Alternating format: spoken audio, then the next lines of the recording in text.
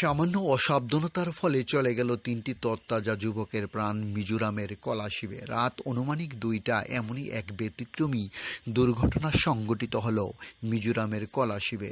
ভাগ্যের কি নির্মম পরিহাস, প্রাণ রক্ষা করার মতো কোনো সুযোগই পেল না সফর সঙ্গীরা। আরও ২জন কোনো মতে প্রাণ রক্ষা করতে সক্ষম হলো।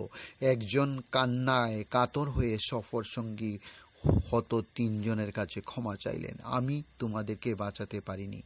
এদিকে ঘটনার বিবরণে জানা যায়, একটি লরি রাস্তায় দাঁড়ানো অবস্থায় ছিল। পেছনের থেকে ওয়াগনার গাড়ি এসেছিল এবং সেই ওয়াগনার গাড়িটি লরির পেছনে দাঁড়া করাতে না করাতেই লরিটি সামনের দিকে যাওয়ার চেষ্টা করতেই পেছনের দিকে এসে পুরো ওয়াগনার গাড়ির উপর পড়ে যায়। সঙ্গে সঙ্গে ৩জনের মৃত্যু হয়।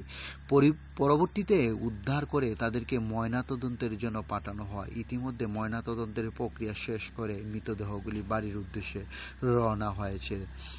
এদিকে গোটা রাজ্যে অর্থাৎ শ্রীভূম জেলাবাসীর গভীর শোকের ছায়া নেমে এসেছে এই ঘটনায়। ডিউরি রিপোর্ট, খোয়াই টাইমস বাংলা।